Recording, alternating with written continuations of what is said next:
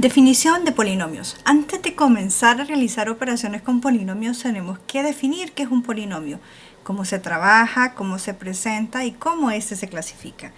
Leamos su definición. Un polinomio es una suma finita. ¿Qué significa finita? Finita es que lo puedo contar. Y en esa manera, entonces, de términos que se pueden contar, entonces suma finita de términos en la que todas sus variables tienen exponentes enteros no negativos. ¿Cuáles son los enteros no negativos? Es el conjunto de números que nos sirven para contar. Tenemos el 1, el 2, el 3, el 4 y en este caso también voy a incluir el 0. Entonces iniciaríamos de 0, 1, 2, 3, 4, 5 en adelante. Y donde los denominadores no incluyen las variables. Bien, entonces entendiendo la definición, veamos ejemplos de cuáles son polinomios y cuáles no. Tenemos 5x al cuadrado más 2x más 3 es un polinomio con una variable. En este caso tenemos la variable x.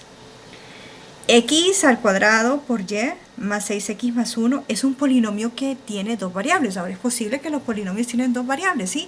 Pueden tener dos, una o más variables. Y en este caso las variables que estamos trabajando es la variable x y la variable y. Incluye dos variables. Veamos este otro. Tenemos x elevado a un medio. ¿Puede ser polinomio porque tiene el x? No, no es un polinomio. Porque el exponente de la variable no es un número entero. Entonces recordando de que únicamente su exponente puede ser un entero. ¿Qué sucede con 1 sobre x o x a la negativo 1? Tampoco es un polinomio.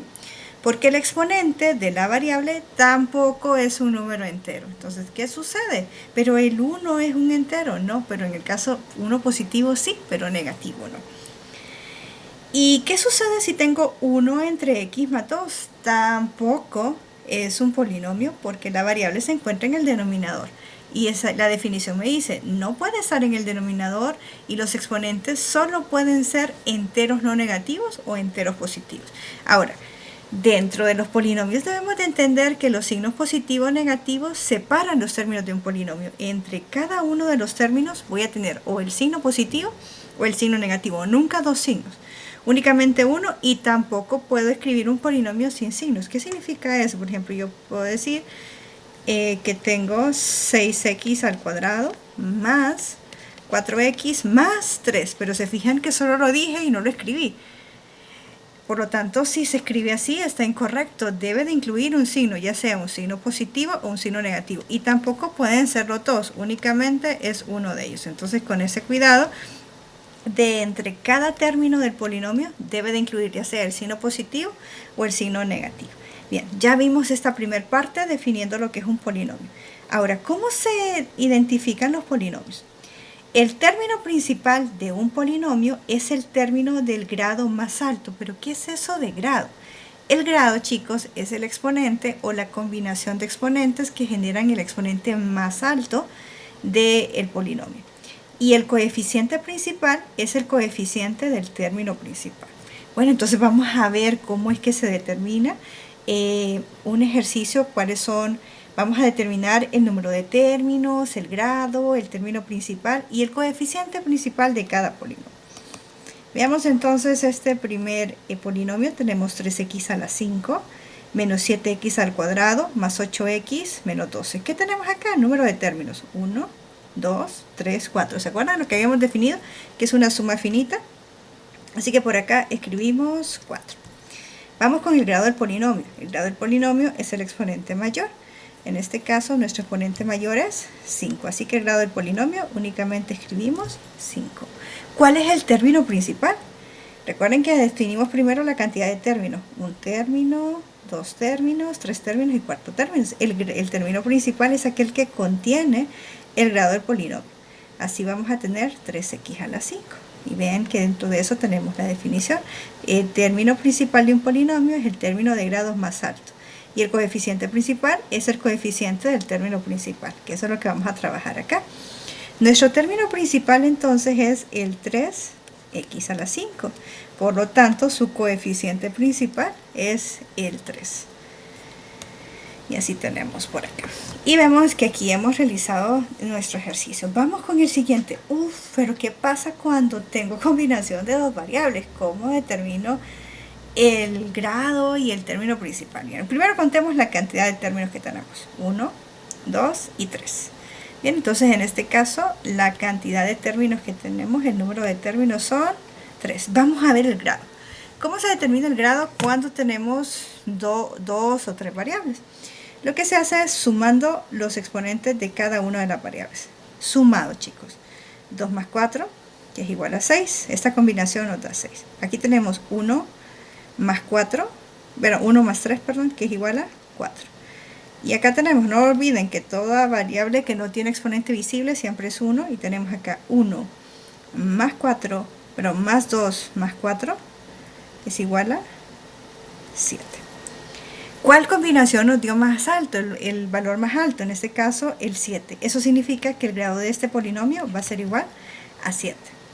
Y nuestro término principal es este último que tenemos por acá. Tenemos 3x a la 1 por y a la 2 por z elevado a la 4. ¿Y su coeficiente principal? En este caso, el coeficiente que está multiplicando las variables, que va a ser igual a 3. Ahora, ¿siempre el coeficiente principal tiene que ser igual a 3? No. Vamos a hacer otro ejercicio en el cual vamos a variar un poco. Bien, tenemos 12x a la 4 por y a la 3 más 8x a la 5 por y a la 5 menos 9 x a la 6 por y elevado a la 2. Bien, contemos la cantidad de términos. 1, 2, 3. Entonces tenemos 3 términos. Ahora vemos el grado de nuestro polinomio. Pues empecemos a operarlos. Y sumamos sus exponentes. 4 más 3 igual a 7. 5 más 5 igual a 10. 6 más 2 igual a 8. ¿Y qué hago? Tomo el de mayor exponente. En este caso, nuestro mayor exponente lo tenemos por acá. ¿Cuál es el exponente entonces de nuestro polinomio? En este caso, el grado del polinomio. El grado del polinomio va a ser igual a 10. El término principal, 8x a la 5 por y a la 5. ¿Y cuál es el coeficiente principal? Entonces, tenemos 8, lo que les estaba mencionando, que no siempre va a ser igual a 3, puede ser positivo, negativo, dependiendo de los términos que tengamos. Bien, y así determinamos el número de términos, el grado del polinomio, el término principal y el coeficiente principal.